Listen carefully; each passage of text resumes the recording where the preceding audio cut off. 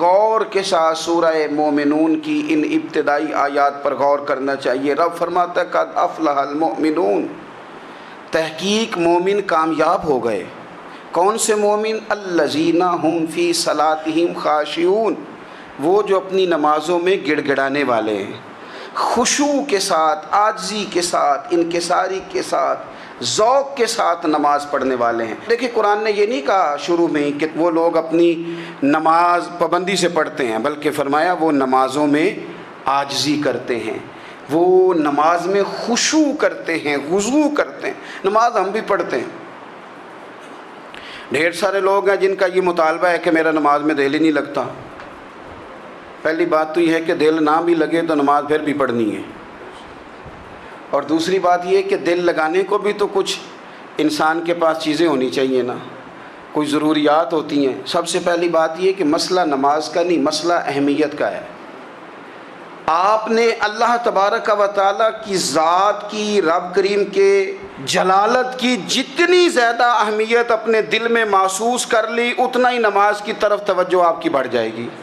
آپ سادی سی مثال ہے، غور کر لیں، جتنا آپ اپنے استاد کو پروٹوکول دیتے ہیں، جتنی عزت کرتے ہیں، اتنا ہی وقت پہ آپ ان کے پاس پہنچ بھی جاتے ہیں۔ اگر آپ کے دل میں اہمیت نہیں ہے تو آپ ٹال دیں گے، اور جس استاد کی اہمیت ہے اس کے فون کی گھنٹی بجتے ہی فون بھی اٹھایا جائے گا، اور بات پوری مکمل بھی نہیں ہوگی تو کہا جائے گا جیسے آپ کہیں گے، اور جو وقت وہ دیں گے ان سے 10 منٹ پہلے پہنچنے کی کوشش بھی کی جائے گی۔ بس سمجھ لیں دل لگنے نہ لگنے کا مسئلہ نہیں، اہمیت کا مسئلہ ہے۔ آپ جتنی اپنے مالک کی بارگاہ کی اہمیت سمجھ لیں گے، اتنا ہی وقت پہ مسجد آئیں گے، اتنا ہی شوق سے نماز پڑھیں گے۔ دوسری بات، نماز کے ترجمے پہ غور کریں۔ آپ یقین کریں اگر نماز کا ترجمہ ہمیں آ جائے نا تو ہمیں تو یوں لگے کہ ہم تو اپنے مالک کی بارگاہ میں عرض و معروض کرنے حاضر ہوئے ہیں۔ یہ سورہ فاتحہ ہی دیکھ لیں آپ، حضور فرماتے ہیں، رب فرماتا ہے سورۃ فاتحہ آدھی میری ہے آدھی میرے بندے کی ہے۔ جب اس نے کہا الحمدللہ رب العالمین الرحمن الرحیم مالک یوم الدین ایاک نعبد و ایاک نستعین، جب یہاں تک وہ لفظ کہتا ہے تو یہ حصہ میرا تھا، اس نے اپنے رب کی تعریف کی، اور جب کہا نا اس نے اہدنا الصراط المستقیم، اب بندے نے التجائیں شروع کر دی۔ اس نے کہا کہ مالک بھی تو ہے، رحمان بھی تو ہے، رحیم بھی تو ہے، عبادت بھی تیری کرتے ہیں تو مدد بھی تو تجھی سے مانگنی ہے نا، اب مہربانی فرمانا اہدنا الصراط المستقیم، ہمیں سیدھا راستہ دکھا دے، صراط الذین انعمت علیہم، ان لوگوں کا راستہ دکھانا جن پر تو نے انعام کیا ہے، غیر المغضوب علیہم ولا الضالین، ان کے راستے پہ نہ چلانا جن پر تیرا غضب ہوا، جو گمراہ ہو گئے ان کے راستے۔ تو نماز میں جب ترجمے پر آپ کا غور ہوتا ہے تو آپ کا تو دل خود بخود لگ جاتا ہے، شوق بڑھ جاتا ہے آپ کا۔ تو اتنی چیزیں ہم زندگی میں یاد کرتے ہیں، تو اگر ترجمہ بھی نماز کا یاد کر لیں اور پھر شوق سے پڑھیں تو آپ یقین کریں طبیعت کھنچی چلی آئے گی۔ ہمارے یہاں کچھ لوگ نماز پڑھتے ہیں پر بڑی لاپرواہی سے پڑھتے ہیں، کبھی ادھر دیکھتے ہیں کبھی ادھر دیکھتے ہیں، کبھی بال سہلاتے ہیں۔ اور میں نے دیکھا ہے سجدے جا رہے ہیں تو سیانے سیانے بندے کبھی کپڑے کو چھیڑ رہے ہیں کبھی جگہ کو چھیڑ رہے ہیں۔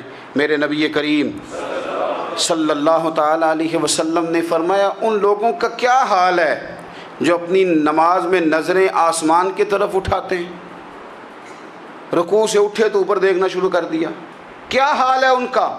اور پھر حضور نے ایک موقع پر تو سختی فرمائی، فرمایا جو نماز پڑھتے اپنی نظریں آسمان کی طرف اٹھاتا ہے وہ باز آ جائے، ورنہ ایسا نہ ہو کہ رب اس کی آنکھیں ہی چھین لے، وہ باز آ جائے اس کام سے۔ خشوع کے ساتھ نماز پڑھے، عاجزی کے ساتھ نماز پڑھے، اس کا دل لگا ہوا ہو نماز کے اندر۔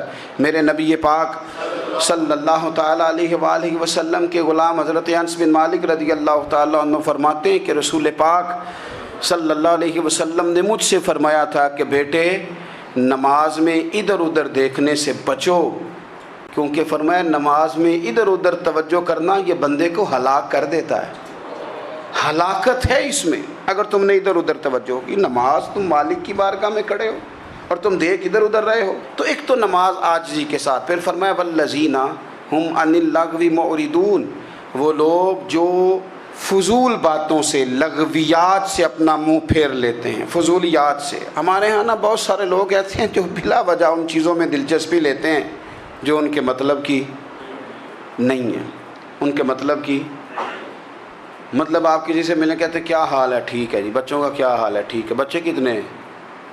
تو بھئی آپ کو جب پتہ ہی نہیں تھا کتنے ہیں تو حال کیوں پوچھا آپ نے؟ آپ کرتے کیا ہیں؟ آپ کا بڑا بھائی کیا کرتا ہے، چھوٹا بھائی کیا کرتا ہے، ابا جی کیا کرتے ہیں؟ بھئی آپ کے مطلب کی بات نہیں، آپ مطلب کی مقصد کی بات کریں، بے مقصد باتوں میں الجھنے کی ضرورت نہیں ہے۔ دیکھیں، اپنا ادارہ میں چلاتا ہوں، اپنا گھر آپ چلاتے ہیں، اپنی ڈیوٹی آپ کرتے ہیں، آپ کو زیادہ بہتر پتہ ہے کہ آپ اپنا گھر کیسے چلا رہے ہیں، مجھے زیادہ بہتر پتہ ہے کہ میں مدرسہ مسجد، مجھے زیادہ بہتر پتہ ہے اس کے اندر کون سی اصطلاح کس طرح کرنی ہے، یہ مجھ سے زیادہ بہتر کوئی بندہ جانتا نہیں۔ اب ہم کیا کرتے ہیں، جب ہم دوسرے کے کام میں مداخلت کرتے ہیں تو دو نقصان ہوتے ہیں، ایک تو اس کے ساتھ ہمارا رائے کا اختلاف ہو جاتا ہے، اور دوسرا ہمارے اپنے بہت سارے کام رہ جاتے ہیں، کیونکہ ہماری توجہ ہی دوسرے کی جانب تھی، اپنے بڑے سارے کام رہ جاتے ہیں۔ اس لیے بہت ساری ایسی چیزیں ہیں جن میں بلا وجہ کوئی مقصد نہیں۔ ہم پرانے لوگوں سے باتیں سنا کرتے تھے، ہمارے بزرگ کہا کرتے تھے جڑے پنڈ جانا نہیں، جڑے پنڈ جانا نہیں اودا راہ پوچھنے دی کی لو۔ لغویات میں نہ الجھیں، فضولیات میں نہ الجھیں، یعنی ٹو میں رہنا، ٹو میں۔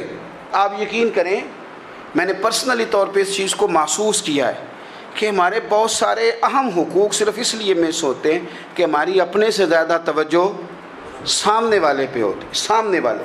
میں نے دیکھا بڑے بڑے عجیب سوال اور بڑے بڑے انوکھے سوال، مطلب یہ کہ اتنی لمبی چوڑی، اور لوگوں کو بڑا پتہ ہوتا ہے یہ فلاں آدمی جو ہے اس کے بچے کتنے ہیں، وہ بیاہ کہاں پہ ہیں، کس کس علاقے میں ان کی شادیاں ہوئی ہیں۔ اتنی تفصیلات کی ہمیں ضرورت نہیں ہے۔ ہم